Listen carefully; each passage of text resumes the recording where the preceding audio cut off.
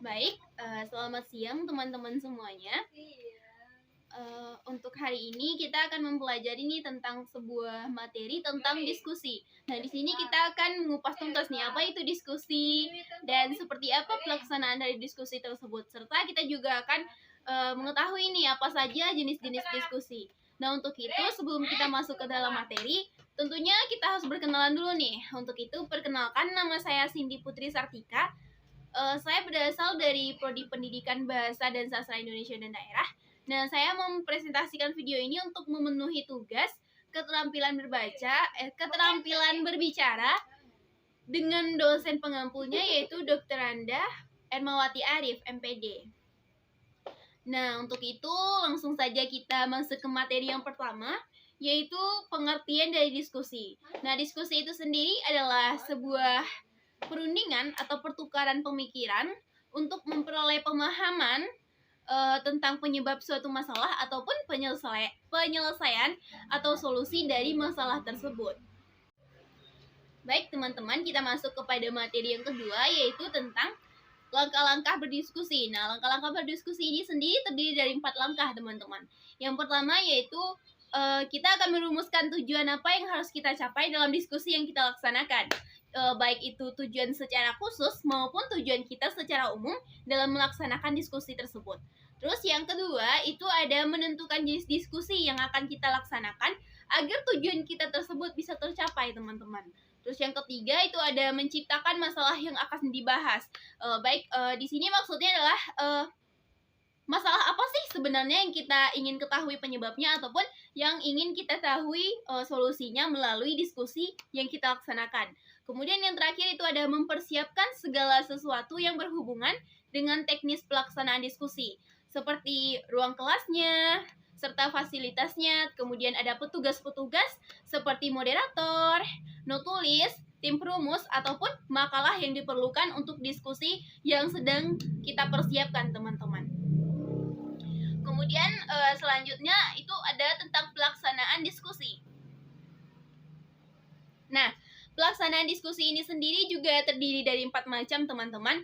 Yang pertama yaitu memeriksa segala persiapan yang dianggap dapat mempengaruhi kelancaran diskusi. Nah, persiapan tadi seperti petugasnya, ruang kelasnya. Jadi itu sebelum melakukan diskusi kita harus mempersiapkan kembali atau memeriksa kembali agar diskusi kita dapat berjalan dengan lancar ya, teman-teman. Kemudian yang kedua ada memberikan pengarahan sebelum dilaksanakan diskusi. Nah, misalnya itu yaitu kita menyajikan tujuan yang ingin kita capai, serta aturan-aturan yang sesuai dengan jenis diskusi yang akan dilaksanakan. Kemudian yang ketiga itu ada melaksanakan diskusi sesuai dengan aturan main yang telah kita tetapkan. Yaitu pelaksanaannya itu harus memperhatikan suasana maupun iklim belajarnya. Yaitu bagaimana agar diskusi tersebut bisa berjalan dengan lancar, teman-teman. Kemudian yang keempat itu ada memberikan kesempatan kepada setiap peserta diskusi untuk mengeluarkan gagasan atau idenya, baik itu berupa pertanyaan, penyanggahan, ataupun penambahan materi yang akan mereka berikan untuk memperlengkap diskusi yang kita laksanakan, begitu. Kemudian yang kelima itu adalah mengendalikan pembicaraan atau pokok pembicaraan. Misalnya kita berbicara tentang bencana alam, nah kita harus berusaha nih teman-teman agar pokok permasalahan tersebut hanya sebatas kepada bencana alam, itu tidak merembet kemana-mana seperti kepada demo mahasiswa ya, itu tidak merembet kemana-mana ya teman-teman. Baik teman-teman, materi selanjutnya yaitu tentang menutup diskusi. Nah, untuk menutup diskusi ini kita perlu membuat pokok-pokok pembahasannya sebagai kesimpulan itu sesuai dengan hasil diskusi yang telah kita lakukan. Kemudian yang kedua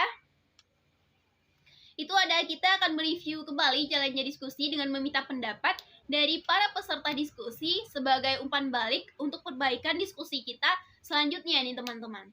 Terus selanjutnya ada langkah-langkah atau sintaks metode diskusi. Nah, ini ada empat macam ya teman-teman. Yang pertama itu mempersiapkan rancangan diskusi. Kemudian yang kedua itu menentukan arah diskusi sehingga diskusi ini bisa sesuai dengan target belajar kita.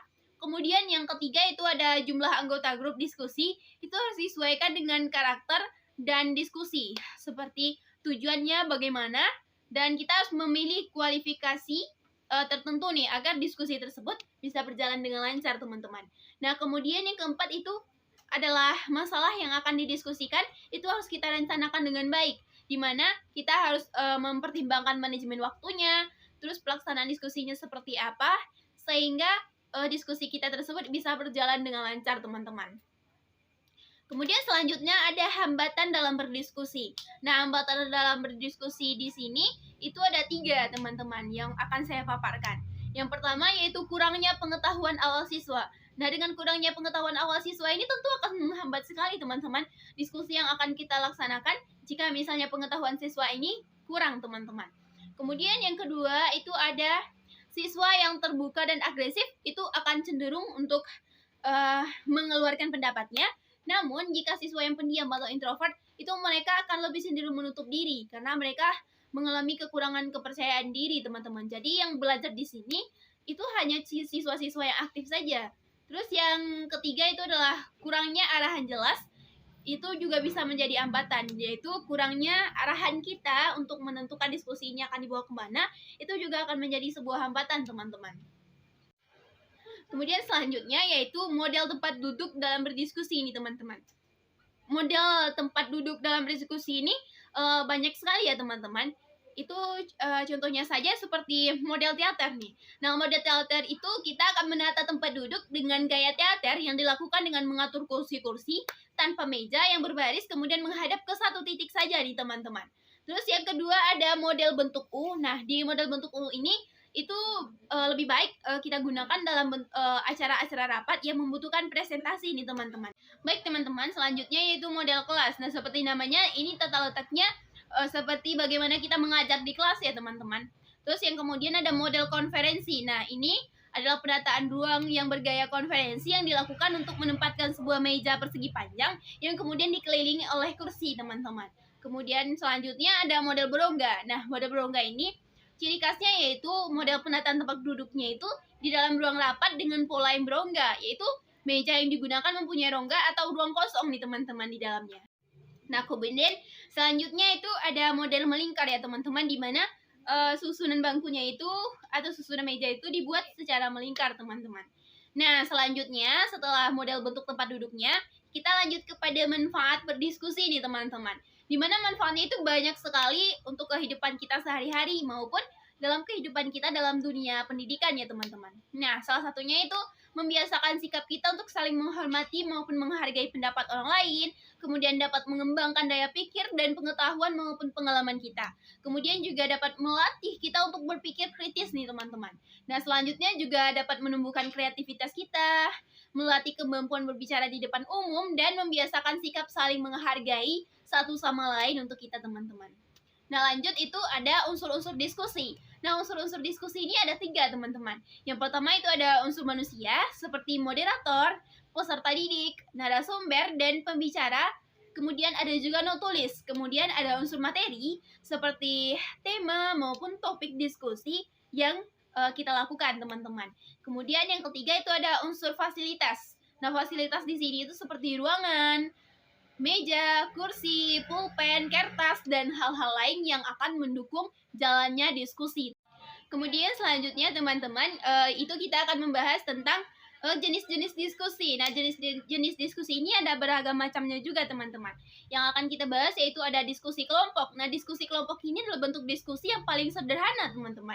Kemudian selanjutnya ada seminar. Nah, seminar ini adalah bentuk diskusi yang digunakan untuk mencari kesepakatan atau kesamaan langkah atau pandangan gitu dalam menghadapi persoalan yang bersifat formal, teman-teman. Nah, kemudian ada juga diskusi panel. Nah, diskusi panel ini biasanya dilakukan untuk memperluas wawasan mengenai suatu masalah, teman-teman. Kemudian selanjutnya ada simposium. Nah, simposium ini adalah bentuk diskusi yang diselenggarakan untuk membahas prasarana untuk mengenai suatu pokok persoalan atau masalah tertentu ya, teman-teman. Kemudian ada lokakarya. Nah, lokakarya itu adalah bentuk diskusi yang diselenggarakan oleh para ahli ini, teman-teman, berupa bentuk-bentuk pertemuan para ahli ataupun para pakar dengan tujuan membahas suatu masalah dalam bidang mereka masing-masing. Nah, kemudian ada kongres. Nah, kongres ini adalah bentuk diskusi atau pertemuan dari para wakil organisasi, baik itu politik, sosial, maupun profesi. Nah, ini untuk mendiskusikan berbagai macam masalah juga. Nah, kemudian ada yang terakhir itu konferensi. Nah, konferensi ini adalah pertemuan untuk merundingkan atau bertukar pendapat mengenai suatu masalah yang dihadapi bersama teman-teman.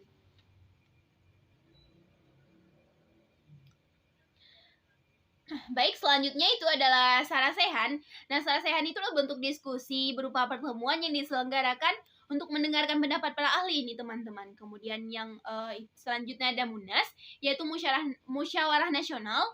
Terus selanjutnya ada training. Nah, training ini adalah pelatihan atau sebuah diskusi yang memfokuskan pada praktek dari suatu teori. Nah, kemudian kita lanjut nih pada praktik diskusi. Nah, praktik diskusi ini dalam bentuk kelompoknya ya teman-teman. Ada yang pertama itu pemandu akan membuka diskusi, kemudian ada pemandu mengemukakan masalah yang dibicarakan dalam diskusi, kemudian pelaksanaan diskusi yang dipimpin oleh pemandu atau biasa kita sebut dengan moderator. Nah, kemudian itu ada kemungkinan pemecahan masalah dalam diskusi dengan beradu argumen atau antar peserta dengan bijaksana dan penuh tanggung jawab. Kemudian ada mempertimbangkan baik buruknya semua argumen yang dikemukakan. Terus ada pemandu akan menutup diskusi ini teman-teman dengan mengemukakan hasil diskusi dan menyampaikan harapannya yang diakhiri dengan salam penutup. Nah, baik teman-teman, itu sekian saja penjelasan saya tentang diskusi ini. Saya mohon maaf bila ada salah dan janggal, dan kemudian jika ada salah-salah kata mohon dimaafkan. Ambil baiknya dan buang buruknya.